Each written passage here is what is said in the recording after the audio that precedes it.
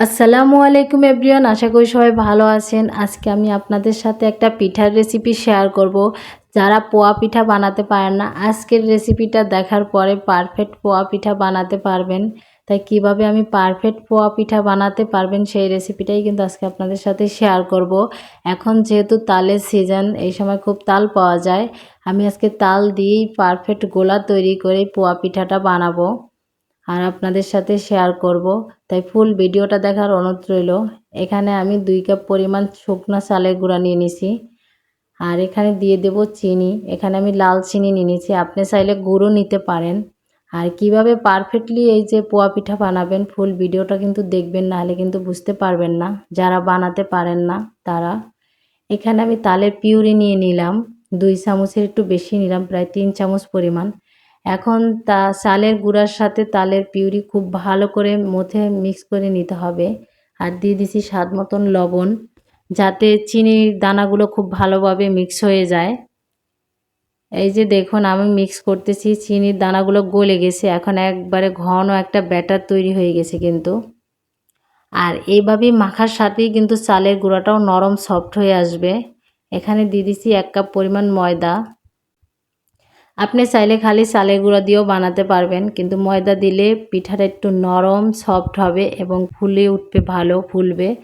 এখানে বাকি তালের পিউরিটাও আমি দিয়ে দিছি। এখন খুব ভালো করে মিক্স করে নিতে হবে।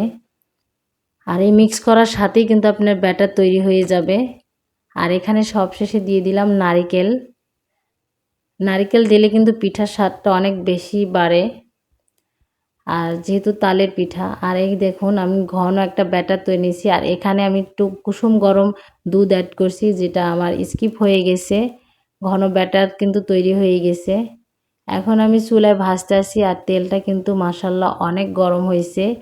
মিডিয়াম টু হাই হিটে রাখছি, একদমই হাই হিট না, আবার একদমই মিডিয়াম না, মিডিয়ামের থেকে একটু বেশি চুলাটা রেখে এখন আমি দিয়ে দিছি। আর দেওয়ার সাথে সাথেই কিন্তু পিঠাটা ভেসে উঠছে আলহামদুলিল্লাহ।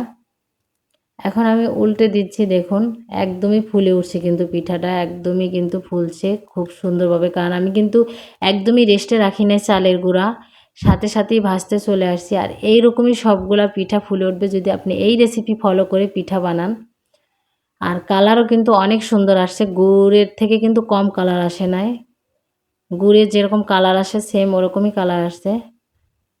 যেহেতু আমি একটু ছোটো সাইজের বানাইছি, তাই একসাথে 3-4টা করে দিয়ে ভেজে নিছি কিন্তু। আর এই পিঠাগুলা কিন্তু এইরকমই ফুলকো ফুলকো থাকবে, একদমই কিন্তু নেতিয়ে যাবে না।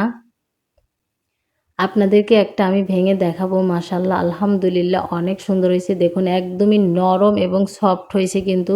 শুধু চালের গুঁড়াটা আপনি খুব ভালো করে যদি মথে নেন তাহলে কিন্তু পিঠা এরকমই হবে, একদম কেকের মতন হয়েছে। সবগুলা পিঠাই কিন্তু অনেক সুন্দর হয়েছে আলহামদুলিল্লাহ। আশা করি আজকের রেসিপিটি আপনাদের কাছে ভালো লাগবে। ভালো লাগলে আমার পাশে থাকবেন। আজকের ভিডিওটা এই পর্যন্তই। সবাই ভালো থাকবেন, সুস্থ থাকবেন। আল্লাহ হাফেজ।